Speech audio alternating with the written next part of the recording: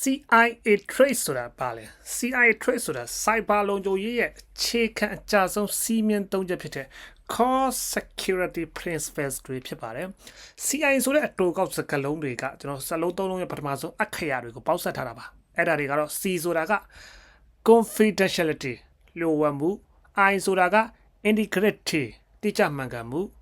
A ဆိုတာက availability ရရှိနိုင်မှုဒီသုံးချက်ကနော်ဘယ်အဖွဲ့အစည်းမဆိုမိမိတို့ရဲ့ data နဲ့ system တွေကိုကာကွယ်ဖို့အတွက်မဖြစ်မနေလိုက်နာရမယ်အဓိကမှန်နိုင်ကြီးပါနော်ဟုတ်ပြီကျွန်တော်တို့ confidentiality ဆိုတဲ့ကျွန်တော်တို့လှုပ်ဝက်မှုကဘာလဲဆိုရင်ဆိုလိုတာကခွင့်ပြုချက်ရှိတဲ့သူတွေဒါ data တွေကိုကြီးစုခွင့်ရရှိပြီးတော့ခွင့်မပြုသူတွေလုံးဝမကြည့်နိုင်အောင်ကာကွယ်ထားတဲ့အောင်ကိုကျွန်တော်တို့ဒီ confidentiality ကိုလို့ခေါ်ပါတယ်ဥပမာခမရက online bank account စကားဝတ်နဲ့ငွေလက်ကျန်ကိုခမရနဲ့နော်ခမရရဲ့ဥပမာဘဏ်မှုကလွယ်တခြားသူမမြင်ရဘူးဟုတ်ပြီဒါကိုဘယ်လိုကာကွယ်မလဲဆိုရင်ကျွန်တော် encryption လို့ခေါ်တဲ့ကျွန်တော်စာဝတ်တဲ့ပုံစံနဲ့ကျွန်တော်ကာကွယ်လို့ရမယ်ဟုတ်ပြီ password နဲ့ two factor authentication လို့ခေါ်တဲ့ကျွန်တော်ထပ်စစ်နှစ်စစ်အတည်ပြုခြင်းစနစ်တွေနဲ့ကာကွယ်လို့ရမယ် biometrics လို့ခေါ်တဲ့လက်ပွေလို့မျက်လုံးစကန်ဖတ်တာတွေနဲ့ကျွန်တော်တို့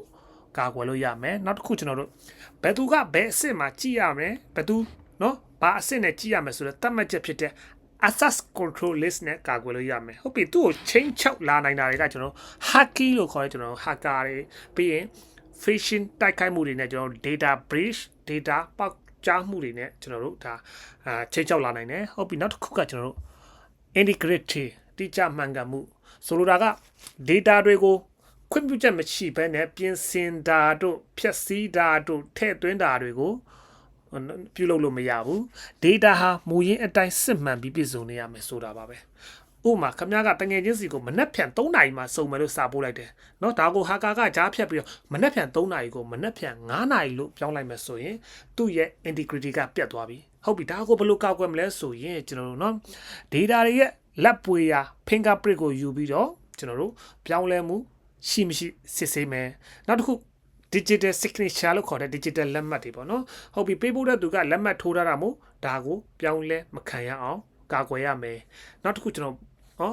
ပျက်စီးသွားရင်ပြန်ယူဖို့ backup စနစ်အရန်သိသိတဲ့စနစ်ထားရှိရမယ်သူ့ကိုချင်းချောက်လာနိုင်တဲ့ပုံစံတွေကတော့ဘာလဲဆိုရင်ကျွန်တော်တို့ man in the middle ဂျားဖြတ်တိုက်ခိုက်တာတွေခုနပြောတဲ့ bias တွေbias ပေါ့နော် bias ကနေဖိုင်တွေကိုဖျက်ဆီးပြီးတော့ချိန်ချောက်မှုတွေနောက်တစ်ခုကျွန်တော်တို့ဝန်ထမ်းတစ်ယောက်က data ကိုကျွန်တော်တို့10မိနစ်ကပြောင်းလဲလိုက်တာတွေဒါမျိုးချိန်ချောက်မှုတွေဖြစ်လာနိုင်တယ်နောက်တစ်ခုကနော် availability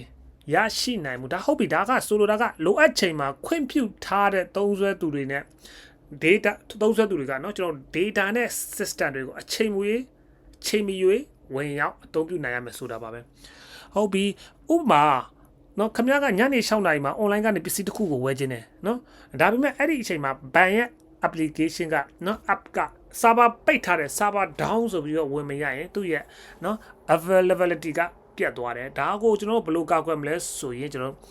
redundancy လို့ခေါ်တဲ့အရန် server တွေနဲ့တစ်လုံးပြတ်ရင်နောက်တစ်လုံးကဆက်လုပ်ပေးတဲ့စနစ်တွေနဲ့ကာကွယ်ရမယ်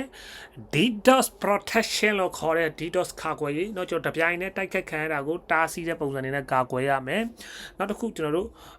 အရန်သိမ်းဆီးတဲ့ပုံစံတွေပေါ့เนาะ backup เนาะပုံမှန် backup လုပ်တဲ့စနစ်တွေနဲ့เนาะကျွန်တော်ဒီစနစ်တွေကိုပြုပြင်ထိန်းနေတဲ့ပုံစံတွေနဲ့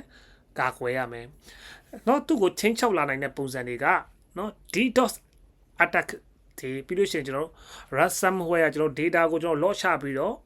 ငွေတောင်းခံတာတွေပြီးရင်ကျွန်တော်ပုံမှန်လျှက်စစ်ပြတ်တောက်တာတွေနဲ့ server ချို့ယွင်းတာတွေဒါမျိုးချိန်ချောက်မှုတွေဖြစ်လာနိုင်တယ်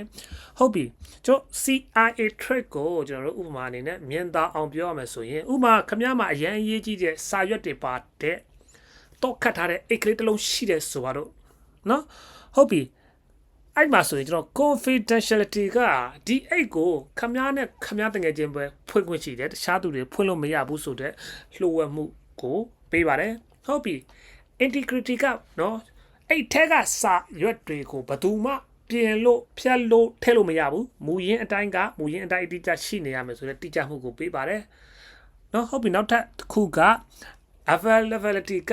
ခမားလိုချင်တဲ့အချိန်မှာဒီအိတ်ကိုအမြဲတမ်းဖွင့်ပြီးစာရွက်တွေထုတ်ယူနိုင်ရမယ်ဆိုတော့เนาะအများနဲ့အသင်ရှိမှုရရှိနိုင်မှုကိုပေးပါတယ် ဘာအတွက်ကြောင့်ဒီ၃ချက်ကဟန်ချက်ညီဖို့လိုနေတယ်လဲဆိုရင်ဥပမာလုံခြုံရေးကိုအရန်နဲ့တေချာလုံးစစ်ဆက်လုံးအောင်လှုပ်ထားရင်လည်းကျွန်တော်သုံးဆွဲသူတွေအတွက်အဆင်မပြေတာဖြစ်တဲ့ availability ကျဆင်းတာမျိုးဖြစ်တတ်ပါတယ်ဥပမာ password ကိုအလုံး20 symbol တွေပါအောင်ချုပ်ထွေးအောင်လုပ်ပြီး3ချိန်မှားရင်အကောင့်ပိတ်လိုက်မယ်ဆိုရင်3ချိန်မှားတာနဲ့အကောင့်ပိတ်လိုက်မယ်ဆိုရင်ကျွန်တော် confidentiality ကအရန်ကောင်းနေပေမဲ့သုံးဆွဲသူတွေကိုယ်တိုင်ဝင်မရတော့တဲ့အတွက် availability ကကျဆင်းသွားပါတယ်ဒါကြောင့်ကုမ္ပဏီတွေကဒီ၃ချက်ကိုဟန်ချက်ညီညီ balance ထိန်းပြီးတော့စီးပွားရေးလိုအပ်ချက်နဲ့အဝင်ကွေကြဖြစ်အောင်ဒီဇိုင်းရေးဆွဲကြပါတယ်เนาะ